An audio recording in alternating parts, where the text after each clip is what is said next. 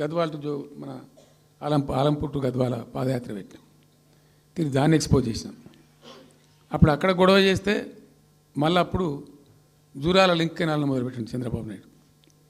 Jurala to ఆర్డీఎస్కు link canal అని మళ్ళీ డ్రామా కట్టి అంటే ప్రతిసారి ఏమార్చడము తెలంగాణ ప్రజలను ఒక రకమైన దగా చేయటం తప్ప రాలే, ఒక డ్రాప్ వాటర్ రాలే, ఎప్పుడు రాలే.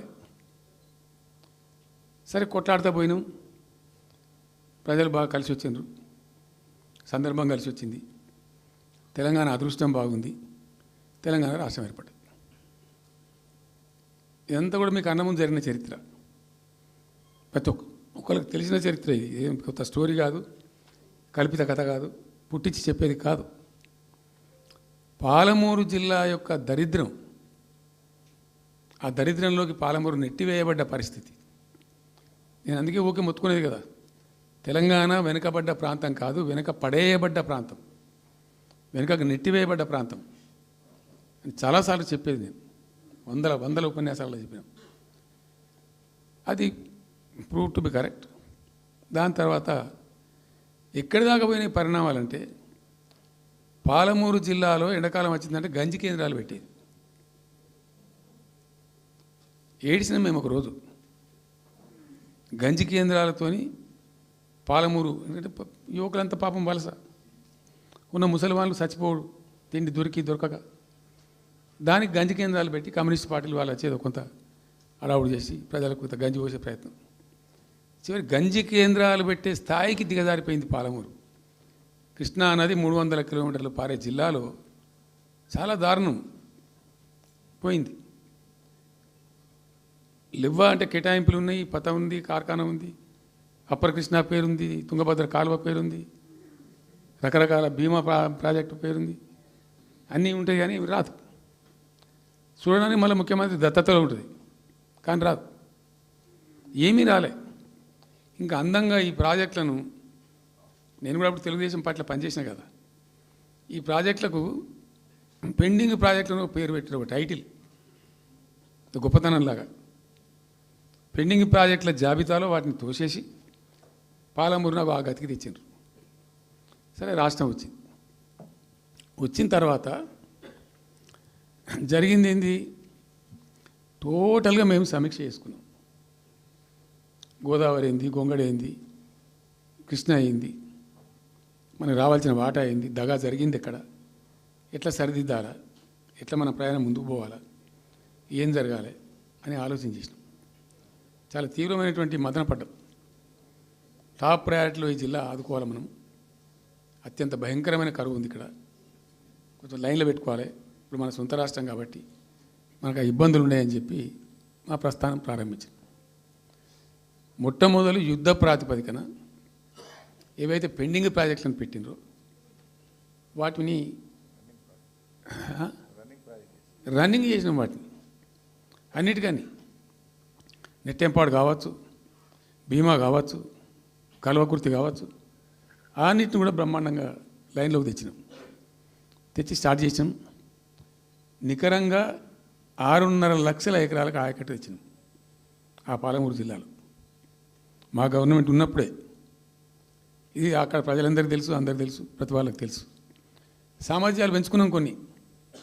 నెట్టెంపాడులో భాగంగా ఒకటి రేలంపాడు రిజర్వాయర్ ఉంటుంది. అది జస్ట్ 1.5 TMs, 1/4 to 2 TMs అది ఉండే. నేను రివ్యూ చేసి అక్కడ రైతులతో మాట్లాడి, మీకు పంట పండదు, కష్టమవుతుంది కాబట్టి దీన్ని కొద్దిగా పెంచాలని చెప్పి డబుల్ ద సైజ్ చేసినాం, 4 TMs చేసినాం, పంట పండాలి కాబట్టి. అట్లా రకరకాల చర్యలు తీసుకొని దాని ద్వారా ఆ కల్వకుర్తి లిఫ్ట్ ఇరిగేషన్ ద్వారా, ఈ నెట్టెంపాడు ద్వారా, భీమా ఫేజ్ 1 ఫేజ్ 2 ద్వారా అన్నీ కలిపి 6.5 లక్షల ఎకరాలకు. వాస్తవం చెప్పానంటే ఎంత దుఃఖభాజనం అంటే, ఎంత బాధాకరం అంటే, కృష్ణానది 300 కిలోమీటర్లు ప్రవహించేటువంటి పాలమూరులో 30,000 ఎకరాలు కూడా పారకం లేదండి. ఆర్డీఎస్ అన్నీ కలిపి లేదు, అసలు రావు, నీళ్ళు రావు, కాలువ లేదు, పొలం లేదు, ఏం లేదు. అందుకే అది వలసల జిల్లా అని పేరు ఎందుకు వచ్చింది పాలమూరుకు? ఎందుకు వలస పోతారు ప్రజలు? ఎంత కంపల్సరీ ఉంటే పోతారు, ఎంత దుఃఖం ఉంటే పోతారు, ఎంత బాధ ఉంటే పోతారు. ఆ విధంగా ఒక 6.5 లక్షల ఎకరాలు దానికి తెచ్చినాం. మిషన్ కాకతీయలో కొద్దిగా ప్రయారిటీ పెట్టి భౌగోళికంగా బాగా విశాలంగా ఉండే జిల్లా కాబట్టి ఇప్పుడు కొత్త జిల్లాలు తీసుకున్నాం, కానీ ఆ రోజు అది పెద్ద జిల్లా. దానికి మిషన్ కాకతీయలో టాప్ ప్రయారిటీ ఇచ్చి మైనర్ ఇరిగేషన్ చెరువులు మొత్తాన్ని పోయినాయిగా అమ్ముకున్నారు, అబాండనని మిగిలిన వాటిని కొంచెం సామర్థ్యాలు పెంచి ఒక పద్ధతికి తెచ్చినాం. అదో 1,20,000 ఎకరాలకు అది దోహదపడ్డది. చెక్ డ్యాములు కూడా కట్టుకున్నాం, చాలా వాగుల మీద 100ల కొద్ది చెక్ డ్యాములు కట్టినాం. ఇవన్నీ కూడా మీ కళ్ళ ముందే జరిగినాయి, మీ అందరికీ కూడా తెలుసు. ఈ ఆర్డీఎస్ కెనాల్కి మోసం జరిగింది కాబట్టి మధ్యలో తుంగభద్ర మీద పెట్టి తుమ్మిల లిఫ్ట్ కూడా తెప్పించి తుమ్మిల లిఫ్ట్ కూడా పూర్తి చేసినాం. ఏది ఆర్డీఎస్ ద్వారా కోల్పోయిన ఆయకట్టును రిస్టోర్ చేయడానికి తుమ్మిల లిఫ్ట్ కూడా స్టార్ట్ చేసినాం, నీళ్ళు పోపించినాం, బ్రహ్మాండంగా ఆయకట్టు అంతా పార్పించినాం. ఇట్లా అనేక రకాల చర్యలు అవి తీసుకొని ఒక 6.5 లక్షల ఎకరాలకేమో నెట్ ఆయకట్టు వచ్చింది. ఇండైరెక్ట్ ఆయకట్టు ఏమో భూగర్భ జలాలు పెంచడానికి కట్టిన చెక్ డ్యాములు, మైనర్ ఇరిగేషన్ బాగు చేయడం, దాని ద్వారా కూడా 1,50,000 ఎకరాలకు వచ్చింది. ఆ తదనంతరం మరి మనం ఎట్లా ముందుకోవాలా, ఏం చేద్దామని చెప్పి ఈ రంగారెడ్డి జిల్లా కూడా వాళ్ళు పాపం కృష్ణా బేసినే, ప్రతి డ్రాప్ రంగారెడ్డిలో పడే ప్రతి వర్షం చుక్క కృష్ణానదికి పోతుంది, ఇంకెక్కడికి పోదు. నల్లగొండ జిల్లాలో కురిసే ప్రతి వర్షం చుక్క కూడా కృష్ణానదికి పోతుంది. 100% ఈ 3 జిల్లాలు కూడా నల్లగొండ, రంగారెడ్డి, పాలమూరు ఇవి 100% కృష్ణా బేసిన్లో ఉన్నాయి. మనము ఏదైతే మనకు కేటాయించిండ్రో ప్రాజెక్ట్ వైజ్నో ఇంకోటనో కంబైన్డ్ స్టేట్ ఉన్నప్పుడు జరిగినటువంటి మోసం నుంచి బయటికి రావాలంటే మనం రాష్ట్రం ఏర్పడ్డ తర్వాత కొట్టాడాలి, మన వాట మనం సాధించాలి. రివిజన్ కృష్ణా జలాల యొక్క పునఃపంపిణీ మీద ట్రిబ్యునల్ వేయించుకోవాలి, రివిజన్ పెట్టియాలి అని ఒక స్ట్రాటజీ పెట్టి దాన్ని కొట్లాను. సరే, ఇందాక నేను చెప్పినట్టు దేవుని దయ వల్ల తెలంగాణ రాష్ట్రం వచ్చింది. ఈ ప్రాజెక్టు కంప్లీట్ చేస్తూనే పాలమూరు రంగారెడ్డి ఎత్తిపోతల పథకానికి శ్రీకారం చుట్టాం. యాక్చువల్ ఫ్యాక్ట్ ఏంది, పాలమూరు రంగారెడ్డికి మేము ఆ రోజు మనసులో ఇంటర్నల్గా మాట్లాడుకొని డిపార్ట్మెంట్ కావచ్చు, క్యాబినెట్ కావచ్చు, వితిన్ ద పార్టీ కావచ్చు, ఆ జిల్లాల నాయకులతో కావచ్చు, మా స్ట్రాటజీ ఏంది, పాలమూరు రంగారెడ్డి ఎత్తిపోతల పథకానికి 170 టీఎంసీలు తీసుకోవాలి. This was the strategy of BRS government.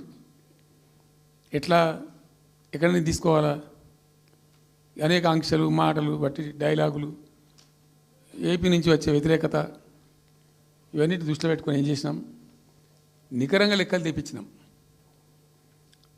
ఈ మహబూబ్ నగర్ జిల్లాలో మైనర్ ఇరిగేషన్లో పాత చెరువులు ఏవైతే బచావ్ అవుతున్నప్పుడు లెక్క పెట్టినటువంటి చెరువులు ఏవైతే ఉన్నాయన్నీ మాయమైనవన్నీ, వాటి సామర్థ్యం ఆ రోజు ఎంత, ఇవాళ నెట్ సామర్థ్యం ఎంత అని లెక్కలు తీసి కేంద్రానికి సమర్పించి ఒక 45 టీఎంసీ దానికి కేటాయించింది ఆ రోజు మేము ఎంత అంటే 90.81 టీఎంసీ, 90.81 పాలమూరు రంగారెడ్డికి మేము కేటాయించింది ఆ రోజుకు. అయితే 170 ఎట్లా అంటే మరి మాకు ఇంకా వాటా వస్తుంది కదా, ట్రిబ్యునల్ వచ్చిన తర్వాత మాకు వాటా వస్తే దానిలో తీసుకున్న నీళ్ళని కూడా దీనికే మనం అటాచ్ చేసుకుంటామని చెప్పి 91 పాయింట్ తీసుకున్నాం. ఎట్లా తీసుకున్నాము, బచావత్ ట్రిబ్యునల్లోనే ఒక తీర్పు చాలా స్పష్టంగా ఉన్నది, డెసిషన్ అది ట్రిబ్యునల్ యొక్క నిర్ణయం ఏంటిది, ఆంధ్ర వాళ్ళు మొదటి నుంచి కూడా మేము కొంత గోదావరి నీళ్లు కృష్ణా డెల్టాకి తెచ్చుకుంటాం, నాగార్జున ఆయకట్టుకు తెచ్చుకుంటాం, మరో దాన్ని తెచ్చుకుంటాం అనే పద్ధతులు మొదలుపెట్టి తెచ్చుకున్నారు. దాంట్లో భాగంగా 80 టీఎంసీలు వాళ్ళు తీసుకుంటున్నారు. ఇది పోలవరం కట్టి ఆ కెనాల్ అప్పుడు వైఎస్ రాజశేఖర్ తవ్విండి కదా, పట్టిసీమ లిఫ్ట్ పెట్టిండ్రు, ఇనీషియల్ లిఫ్ట్ పెట్టిన తర్వాత ఇప్పుడు కెనాల్ అయింది. సో దాన్ని 80 టీఎంసీలు వాళ్ళు వాడుకుంటున్నారు, ఎక్కువనే వాడుకుంటున్నారు. సో వాళ్ళు డిపిఆర్లో సబ్మిట్ చేసినారు చాలా క్లియర్గా స్పష్టంగా, ఏమని 80 టీఎంసీలు మేము తీసుకుంటున్నాం, 80 టీఎంసీలు పైన 5 రాష్ట్రాలకు బచావ్ ట్రిబ్యునల్ ప్రకారం ఇస్తాం. అది 3 రాష్ట్రాలకు ఇస్తారు, తెలంగాణ రాష్ట్రానికి, కర్ణాటకకు, మహారాష్ట్రకు.